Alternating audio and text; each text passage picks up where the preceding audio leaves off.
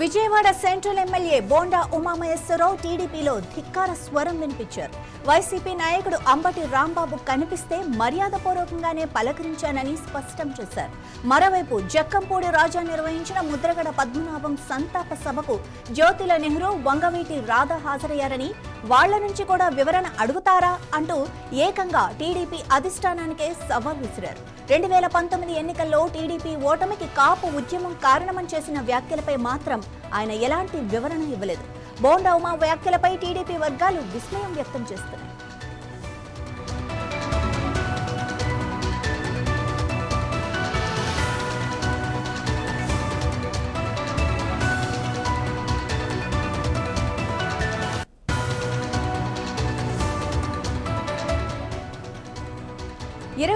ఆరో తేదీన గుంటూరులో జరిగిన ముద్రగడ పద్మనాభం సంస్కరణ సభకు బోండా ఉమా హాజరయ్యారు. ఈ సభను వైఎస్ఆర్ కాంగ్రెస్ పార్టీ నేత జక్కంపూడి రాజా నిర్వహించారు.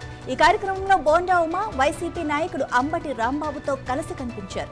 సభలో అంబటితో బోండా ఉమా మాట్లాడుతున్న దృశ్యాలు చర్చనీయాంశమయ్యాయి. మొత్తానికి వైసీపీ నాయకులతో ఒకే వేదిక పంచుకోవద్దన్న పార్టీ అధినేత చంద్రబాబు నాయుడు ఆదేశాలను ధిక్కరించిన బోండా ఉమాపై పార్టీ అధిష్టానం ఏం చర్యలు తీసుకుంటుందో చూడాల్సి ఉంది.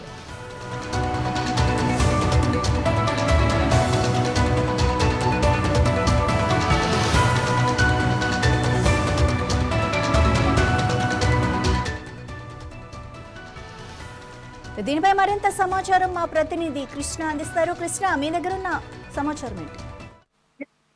మాధవి, ఏదైతే కాపు ఉద్యమ నేత ముద్రగడ్డ పద్మనాభం మరణించిన అనంతరం గుంటూరులో ఏదైతే ముద్రగడ్డ పద్మనాభానికి సంస్మరణ దినోత్సవం అయితే ఏదైతే కాపు నాయకుడు దాసరి రాము నిర్వహించినటువంటి కార్యక్రమానికి పార్టీలకు అతీతంగా దాదాపుగా కాపు నాయకులంతా కూడా పాల్గొనడం అయితే చూస్తాను. ఆ యొక్క కార్యక్రమంలో వైఎస్ఆర్సీపీకి సంబంధించి మాజీ మంత్రి అంబటి రాంబాబుతో పాటు విజయవాడ సెంట్రల్ ఎమ్మెల్యే బోండా ఉమా ప్రస్తుతం ప్రభుత్వ విప్పుగా కూడా ఉన్నారు. వీరిద్దరూ కూడా అదే వేదికను పంచుకోవడం, పక్కపక్కనే కూర్చోవడం, ఒకంత ఇద్దరు కూడా అలింగనం చేసుకోవటం కూడా మనం చూస్తానే ఉన్నాం. ఇవన్నీ కూడా ఒక రాజకీయ వర్గాల పెద్ద ఎత్తున అయితే చర్చకైతే దారితీసింది అనుకోవచ్చు. అదే కాకుండా ఆ వేదికను ఉద్దేశించి బోండా ఉమా చేసిన వ్యాఖ్యలు చాలా తెలుగుదేశం పార్టీతో పాటు రాజకీయ వర్గాల్లో కూడా ఒకంత